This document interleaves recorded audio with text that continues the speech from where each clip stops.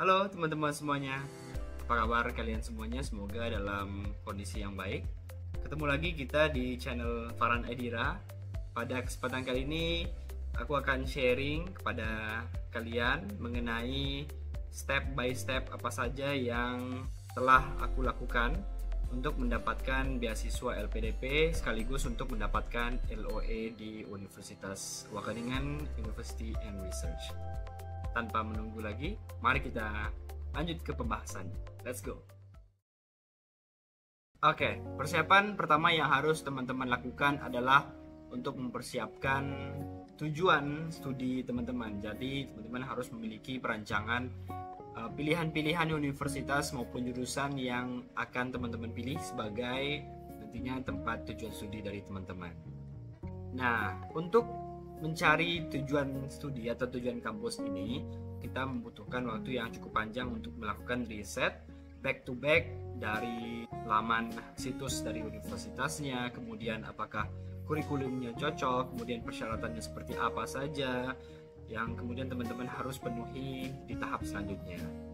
Nah, berdasarkan pengalaman aku sendiri, itu aku melakukan riset terus-menerus mengenai program studi di Bioteknologi Wageningen University and Research ini lebih kurang mulai dari bulan Oktober tahun 2022 lalu, dimana pada bulan tersebut aku wisuda dari kampus sarjana aku, yakni di jurusan Bioengineering Institut Teknologi Bandung. Nah, mulai dari bulan Oktober, kemudian November, Desember, Januari, dan akhirnya pada akhir Januari itu LPDP dibuka. Maka selama durasi tersebut aku terus-menerus mencari dan meriset program studi mana yang cocok dan sesuai dengan minat dan tujuan dari studi aku nanti ke depannya. Lalu kemudian persiapan lain yang cukup banyak yang harus dipersiapkan, IELTS atau TOEFL dari teman-teman, yakni tes proficiency bahasa Inggris yang teman-teman harus penuhi sebagai prerequisite atau syarat pendahuluan bagi teman-teman yang ingin mendaftarkan diri dalam beasiswa LPDP ini. Untuk tingkatnya sendiri teman-teman bisa cari di laman LPDP, yakni berbeda-beda. Itu kalau aku sebagai pendaftar bagi magister luar negeri itu membutuhkan nilai IELTS minimal di 6,5. Begitu juga dengan S3 nanti nilainya berbeda-beda, dan juga untuk jalur beasiswa yang dipilih itu juga akan berbeda-beda dari nilai minimum. Nah, oleh karena itu persiapan bahasa Inggris ini memerlukan waktu yang cukup panjang. Aku sendiri itu memulai persiapan bahasa Inggris ini mulai dari bulan sekitar akhir bulan Juni tahun 2022, dimana pada saat itu aku mengikuti kursus online, kita sebut saja itu namanya ada di MySkill. Di sana itu aku mengikuti program selama 1 bulan untuk TOEFL, kemudian dilanjutkan dengan 1 bulan selanjutnya IELTS, yang mana pada 2 bulan itu aku mendapatkan berbagai teori basic maupun advance dan latihan soal mengenai soal-soal bahasa Inggris seperti TOEFL dan IELTS. Lalu kemudian setelah 2 bulan persiapan bahasa Inggris online, itu aku melalui masa-masa sibuk untuk mengurus persiapan kelulusan seperti mengikuti seminar hasil, lalu mengikuti sidang akhir skripsi, yakni pada bulan September tahun 2022 silam. Kemudian aku sejenak melupakan persiapan studi lanjut. Lalu setelah kembali ke tempat kota asal aku, yakni Padang, sekitar bulan November itu aku mengikuti intensif les privat IELTS di salah satu tempat privat yang menurut aku cukup baik dan cukup recommended bagi teman-teman yang ingin belajar IELTS privat, khususnya untuk bagi teman-teman yang di Kota Padang. Tempat tersebut adalah Edlink Connex. Bisa teman-teman cek di Google maupun di Instagram, itu @Edlink Connex Padang. Itu teman-teman akan diberikan pelajaran mulai dari basic, kemudian ada simulasi tes, kemudian akan dibimbing hingga ke hari H tes IELTS nantinya. Oh iya, perlu teman-teman ketahui bahwa tes IELTS ini merupakan tes proficiency bahasa Inggris yang harganya menurut aku lumayan mahal. Jadi teman-teman harus mempersiapkan sebaik mungkin, semaksimal mungkin dari persiapan ujian IELTS ini, karena harga satu kali tesnya itu ada di kisaran 3,1 juta kalau tidak salah. Jadi silakan maksimalkan persiapan teman-teman. Bagi teman-teman yang merasa kemampuan bahasa Inggrisnya sudah cukup, maka tidak perlu ikut les lagi, bisa langsung saja mengikuti tes IELTS di lokasinya. Kemudian untuk durasi aku mengikuti privat les IELTS itu lebih kurang dari bulan November akhir, kemudian Desember, kemudian Januari. Nah, aku berhenti di Januari dan total semua pertemuan itu adalah sebanyak 20 kali pertemuan, include dengan simulasi tesnya dan sebagainya. Lalu aku mengambil tes IELTS itu di bulan Februari dan mendapatkan skor yang mana bisa mengantarkan aku untuk mendaftar di LPDP dengan syarat minimum 6,5.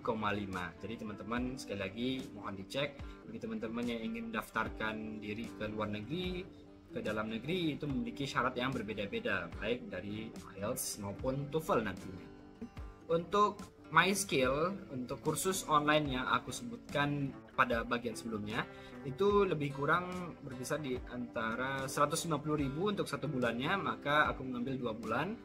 Otomatis aku telah mengeluarkan dana sebesar Rp300.000.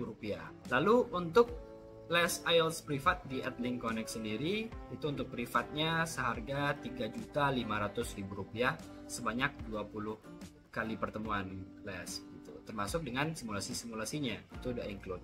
Jadi bagi teman-teman yang ingin hanya datang untuk simulasi, itu kalau tidak salah bisa membayar sebesar Rp150.000. Namun jika sudah mengikuti program di Edlink tersebut, maka simulasinya sudah include di dalam harga Rp3.500.000 tersebut. Lalu di tes IELTS sendiri itu menghabiskan dana sebesar Rp3.100.000. Baik, itu untuk persiapan tes bahasa Inggris. Kemudian teman-teman juga harus mempersiapkan berkas lainnya untuk seleksi LPDP sendiri, seperti esai yang cukup lumayan membutuhkan waktu lama dan perlu ada proofreading yang baik, mendapatkan hasil yang lebih maksimal begitu. Kemudian juga untuk surat rekomendasi, teman-teman harus mempersiapkan sedini mungkin, karena untuk surat rekomendasi teman-teman harus meminta kepada dosen pembimbing kuliah dulu, atau bagi teman-teman yang sudah bekerja bisa meminta kepada atasan tempat teman-teman bekerja. Oke, kemudian kita lanjut ke bagian LOA atau Letter of Acceptance. Nah, di sini mungkin sekali lagi aku ingin menjelaskan apa sih sebenarnya LOA itu sendiri. Jadi LOA adalah Letter of Acceptance, yakni berisikan surat yang menyatakan bahwa teman-teman sudah sepenuhnya diterima di jurusan atau program studi tertentu di universitas tertentu, baik di dalam negeri maupun di luar negeri. Nah, LOA ini sebenarnya tidak ada hubungannya sama sekali dengan LPDP.